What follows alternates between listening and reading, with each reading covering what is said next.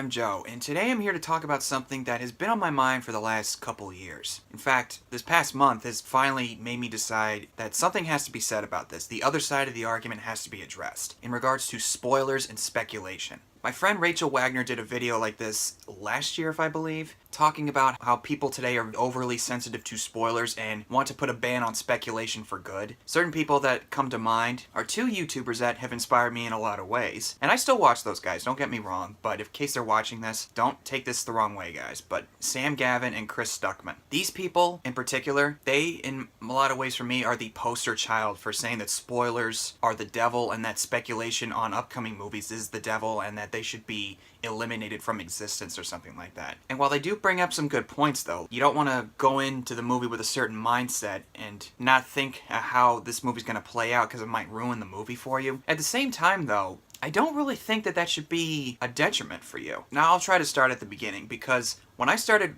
getting into the habit of movie reviews, I followed along with that mindset to try to not let any kind of speculation or any kind of spoilers go into my consciousness. But to be completely honest, in general, most of my life, I don't really care about spoilers. Now before I talk about any of these movies, I will be talking about spoilers. So if you're one of those people who are overly sensitive to spoilers, if you haven't seen any of these by now, don't watch this video. Just stay away from it. I feel really annoyed for even mentioning that, because I think people have gone way too far these days with spoilerphobia. But to start off, one movie that comes to my mind is The Dark Knight Rises. I kept myself pretty sheltered from how the plot went, but there were certain moments that I looked up and how they went down, particularly the reveal of Miranda Tate to be Talia al Ghul. I kind of figured that she would be, but to be honest, I still thought it was a pretty good twist nonetheless. And my mom, I know, she really got a kick out of it, and she had no idea that it was coming. My dad didn't know, my sister didn't know, and my grandfather didn't know either, all the times that I took them to see the movie. And I did see maybe how that Bruce Wayne possibly survived the explosion, but for a while as I was sucked into the movie, I forgot all about that stuff. So when they revealed that he was alive and well and living with Selena Kyle somewhere in Italy, I still had this moment of, yes! Yes, he's finally happy. We'll talk about that movie soon, don't worry. And another movie that comes to mind is Harry Potter and the Deathly Hallows Part 2. I didn't know every single detail about the book, because as I've said before in other videos, I didn't grow up reading the books. I read little parts of them here and there, but never all the way through. But I did know that Harry survived at the end of the series, because the line that sticks out in my mind saying, his scar had not burned in 19 years, all was well. And I also knew that Dumbledore died because my sister told me when the 6th book came out, and I didn't really care. I still had a good time with those moments, because I still thought in their respective movies, they were still well executed. Of course, I didn't know about Snape's memories, but still, I didn't let that knowledge ruin the movies for me. I still had a good time with them nonetheless. There's a couple other examples I could go over, but those are the two that come to mind. Now, to be fair, as far as spoilers go, yes, we have had some trailers in the past few years that have given away a lot more than they should have. One that comes to mind is Terminator Genisys. Mostly the second trailer that came out, when it revealed that John Connor was a Terminator. Which, you know, when that was first revealed, I thought that was a stupid idea. But at the time when the trailer came out, I thought, well, if there's a good enough reason for it, maybe I could get behind it. But of course, no, not the case. But anyway, that kind of stuff, you don't give away stuff like that. You just don't do that. And then, probably the biggest example, boy, I'm gonna aggravate some people, I'm sure, and if you like this movie, it's fine, but The Amazing Spider-Man 2 and The Amazing Spider-Man 1, but mostly Amazing Spider-Man 2, the whole movie was practically spoiled in all of the trailers and all of the TV spots and all the viral marketing that was released. That if you looked at every single piece of the advertisements, you could pretty much guess what was going to happen. Now granted, Spider-Man is not one of those characters that has like an I am your father kind of thing in any of the comic book lores. Well, maybe he does have that in some cases, but not like something that's like the greatest twist of all time kind of thing. But you know, I understand that sometimes an audience wants to be surprised by the story twists, and if you play the story in a certain way that people don't expect, yeah, you obviously don't want to spoil that stuff, but that's another prime example that anyone who knew the comic book lore of Spider-Man, even if you didn't read it, you would know about Gwen Stacy's death if you just had a casual knowledge of it. And the fact that they showed Emma Stone falling from a great height, wearing a certain dress that's very reminiscent from the death of Gwen Stacy storyline, what does 2 plus 2 equal? But on the other side of the coin, I think people have gone way too far with this, with spoilerphobia. And I'm probably not going to add much to the table in this video, because my good friend Rachel Wagner covered this in more detail. In fact, I'll put the link to her video in the description below. I just wanted to add a little more to her argument. Maybe try to get people to realize that, not everything has to be a big surprise in movies, okay? Certain movies, yeah, you don't want to spoil certain things, because a certain movie like, say, 42, that's about Jackie Robinson, the first African-American baseball player in American baseball. If I were to review this and, talk about certain details that happen, I'm sure people who subscribe to Sam Gavin and Chris Stuckman's mindset of spoilerphobia and how sensitive they are, they would probably scream at me to the high heavens saying, "You just ruined the movie for me, you idiot!" Did you even take history class? Did you even read a history book? It's pretty much common knowledge what happens to Jackie Robinson in his life. It's history. It's part of American history. Why should that be a detriment for you? Or even say something like the Peanuts movie that came out a year and a half ago. Nothing really major happens in the movie as far as like a big twist or a big reveal or anything like that. If I were to talk about in detail about certain aspects of the story, I don't really see the problem with that, because it's not like you're watching Empire Strikes Back, people, or The Force Awakens. Charlie Brown getting the courage to dance on the dance floor to impress the little red-haired girl. It's not like you're finding out that Kylo Ren is Han Solo's son, okay? That kind of stuff is very minuscule in comparison to that. It doesn't mean you're revealing like this something that you don't want to know about beforehand. Again, I get that people don't want certain things spoiled for them, and they want to enjoy the experience completely cold. I understand that, and sometimes for certain movies, I want that to happen. And, with trailers, they're edited in certain ways today where they kind of reveal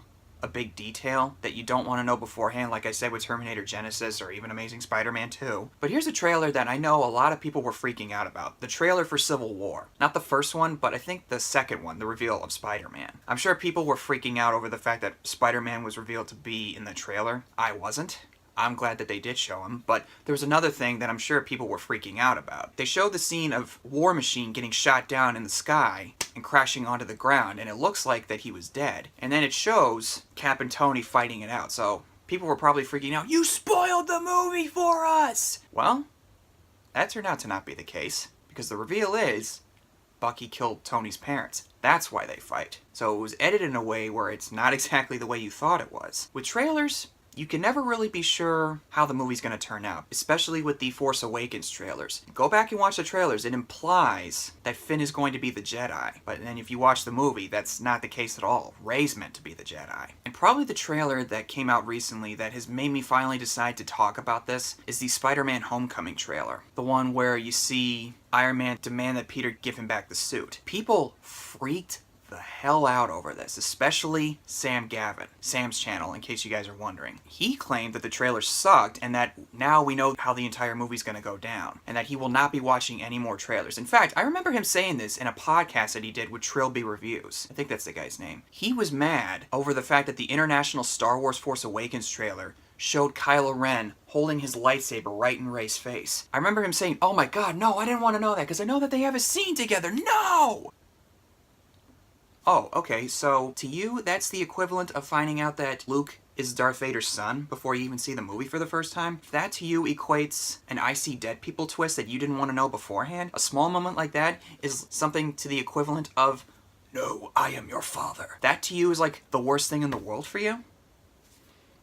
Do you see where I'm going with this? It's little stuff like that that drives me crazy. When I heard it at the time, it made me go, Sam, it's not the worst thing in the world. I mean, I wasn't talking to him, but he still had like the biggest issue with it. He made such a big deal out of it. And I have to admit, to balance it out, I understand for certain movies you don't want to have certain things spoiled for you. And especially, I had this spoiled for me in The Force Awakens. 2 days before I saw this, one of the movie groups on Facebook that I followed, I used to follow, I don't follow it anymore, some idiot posted a picture of Han Solo getting stabbed with a lightsaber by Kylo Ren saying, "Han Solo dies."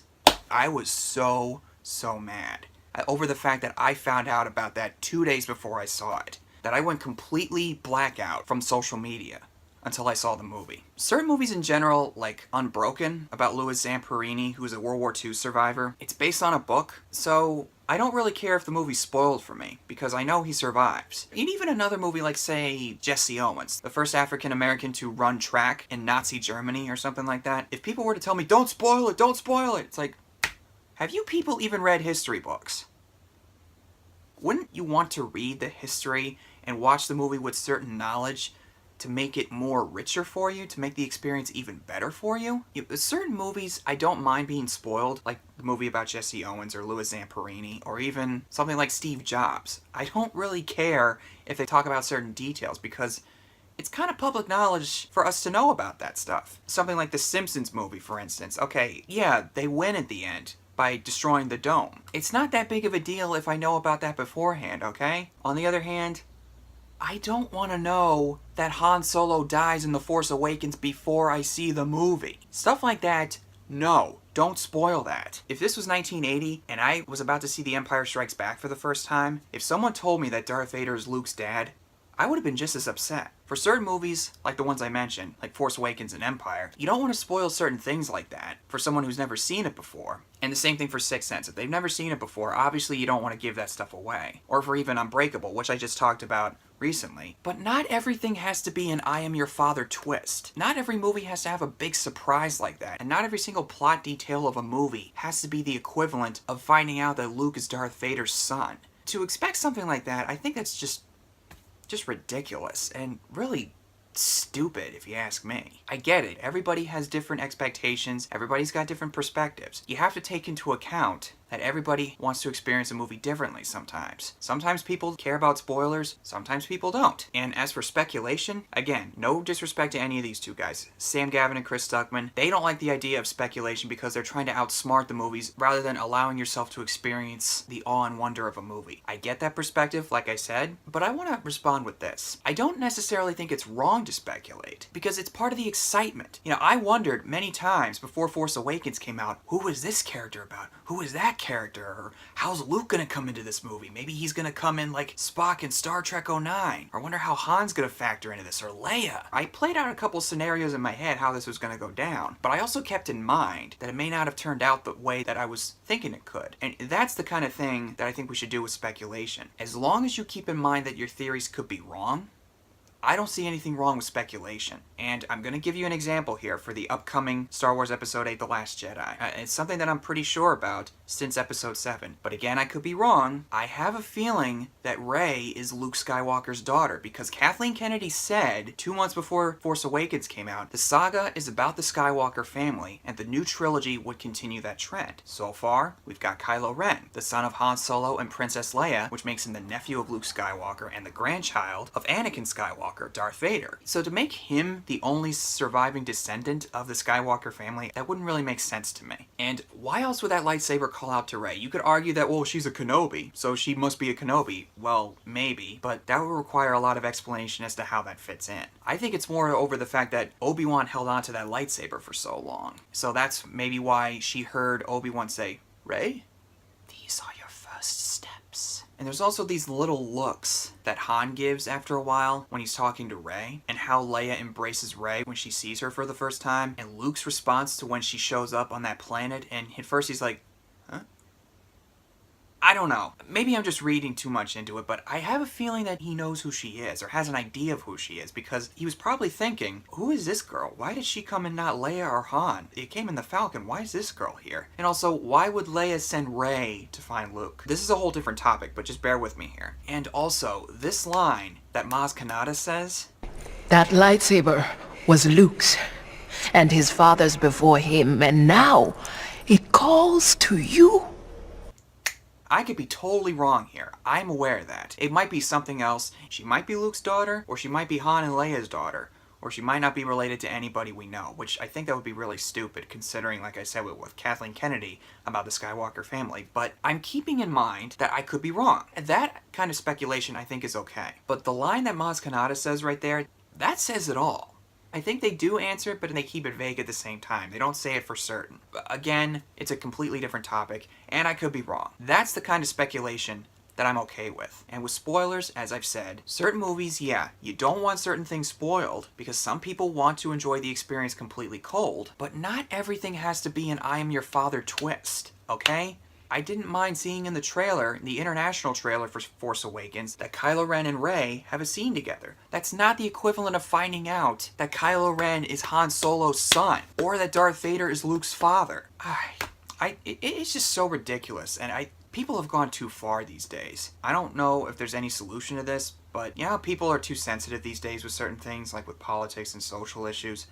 The same thing comes with movies. So, how do you guys feel about this? Is there any way we can get this video out to try to, you know, raise the other side of the argument? Let's try to get this side of the argument out there, if you can. Anyway, so thank you guys for watching this. Let me know what your thoughts are on this topic, and I'll see you guys next time.